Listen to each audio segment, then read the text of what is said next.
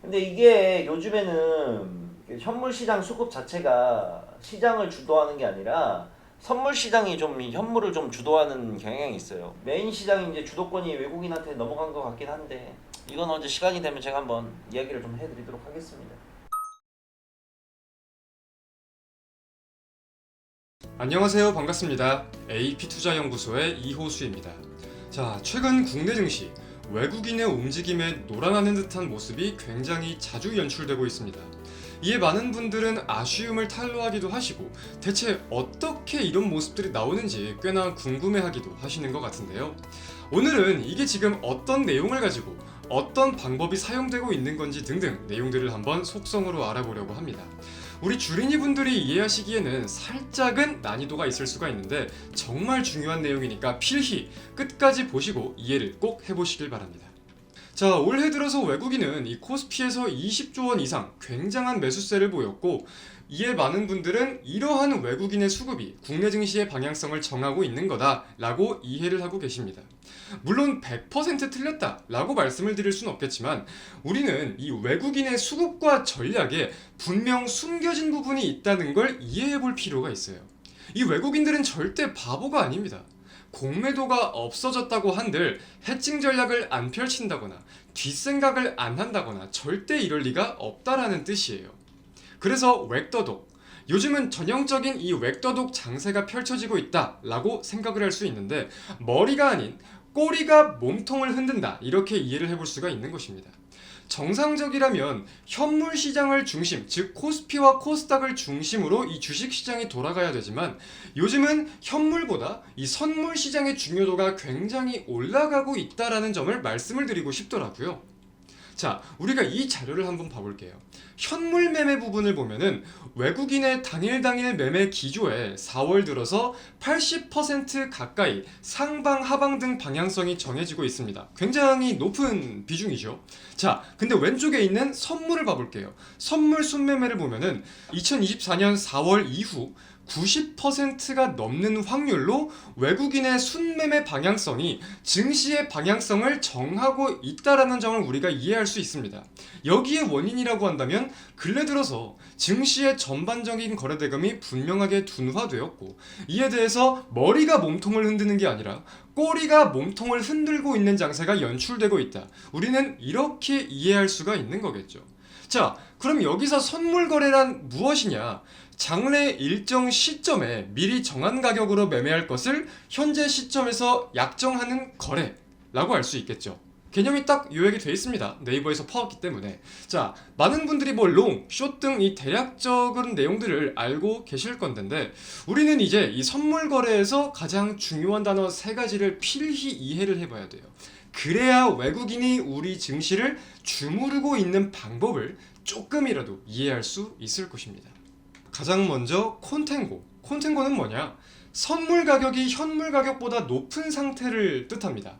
주로 이 선물 가격은 뭐 상품에 따라서 일부 차이는 있겠지만 미래의 가치를 우리가 먼저 사고 파는 거잖아요. 그렇기 때문에 미래의 가치에 대해서 상품을 보관하는 비용이나 금리라거나 이런 내용들이 포함되어서 현물보다 비싸게 형성이 되는 게 정상이에요. 그리고 우리는 이걸 콘탱고라고 부르는 거다. 자, 그럼 반대로 백워데이션. 백워데이션은 이 콘탱고의 반대입니다. 방금 말씀을 드렸듯 일반적으로는 선물 가격이 현물보다 높게 형성이 돼야 되지만 이 백워데이션은 현물이 선물보다 비싼 상황을 우리는 백워데이션이라고 해요. 자, 그렇다면은 현물의 괴리, 가격 차이는 뭐라고 표현을 하냐? 베이시스. 선물에서 현물을 빼면은 이 베이시스가 나오는 거예요. 저는 분명히 선물 가격이 현물보다 높아야 된다고 먼저 말씀을 드렸습니다.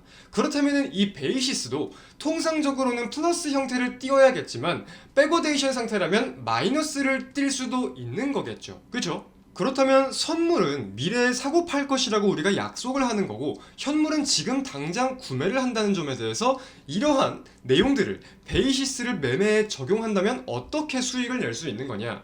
일반적으로 더욱 비싼 선물은 매도하고 현물은 매수를 합니다. 선물 가격과 현물 가격에는 분명한 베이시스가 존재하겠죠. 괴리감이 있다는 거니까. 그러면은 이만큼의 수익을 낼 수가 있는 거예요. 이게 선물과 현물을 동시에 이용해서 매매를 진행하는 건데, 예를 들어서 코스피 200의 현재 시세는 100포인트라고 하고 6월물 선물 시세는 110포인트라고 했을 때 베이시스는 얼마죠? 10포인트라고 계산이 됩니다. 그러면은 우리는 이 해당 매매를 이용해서 이만큼의 수익을 창출할 수 있다라고 이해를 해볼 수가 있는 거예요. 우리는 이거를 차익거래라고 합니다. 차익거래.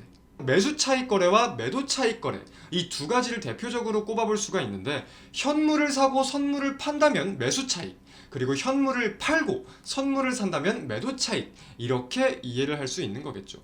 결국 이 베이시스, 선물과 현물의 차이는 옵션 만기일에, 선물 만기일에는 0이 돼야 되기 때문에 이 0이 되기 전에 괴리를 이용해서 매매를 한다라는 점에 포커스를 둘 수가 있는 거예요. 이해가 되시죠? 이해가 안 되시는 분들은 돌려서 다시 한번 필히 봐보시기를 바랍니다. 그리고 이어가지고 말씀을 드려보자면, 요즘 근래 들어서 이러한 내용이 국내 증시에 끼치는 영향이 굉장히 커지고 있고, 외국인 같은 경우는 해칭과 다양한 수익 창출 모델이 필요한데 공매도를 금지한 점에 대해서 선물 매매의 비중이 높아질 수 있다는 점을 첫 번째로 생각을 해볼 수가 있겠고, 자, 금투세가 도입이 되면서 국내 증시 거래세가 인하될 거다라는 플랜이 지금 명백하게 나와 있습니다. 그런 점에 대해서 다시 한번 선물 매매의 비중이 높아지는 점도 함께 생각을 해볼 수가 있는 거겠죠. 자, 그럼 우리는 이 내용과 증시의 하락을 함께 한번 이해를 해보도록 할게요. 자, 지금 제가 세 구간의 네모 표시를 해놨습니다. 급락 구간들에만 표시를 해줬는데, 제가 실제로 확인을 해보니까 해당 급락 구간 속에서 외국인의 선물 매도는 어마무시했어요. 아까 배운 것들 기억나시죠? 외국인이 선물을 강하게 매수하면 선물 가격은 상승, 이로 인해 베이시스도 당연스럽게 올라갈 거고, 베이시스가 상승한다는 것은 선물 대비 저평가인 현물의 매수를 유발한다. 여기엔 당연히 프로그램 매수도 분명하게 유발이 되고 유입이 될 거고, 현물 증시의 상승이 견인될 수가 있는 구조를 생각해 볼 수 있는 거고요. 반대도 마찬가지예요. 외국인의 강한 선물 매도는 프로그램 매도를 유발시킨다고 함께 생각을 해볼 수가 있겠고, 결국 증시의 급락이 나올 수 있다. 이렇게 우리가 원리를 이해해 볼 수가 있는 거겠죠.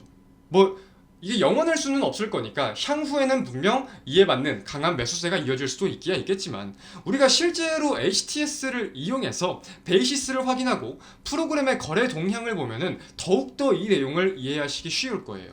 자, 그렇다면은 실제로 급락 세 구간 속에서 외국인의 선물 동향을 볼게요. 자, 첫 번째 구간 외국인이 6만 계약 이상 매도한 점을 확인했습니다.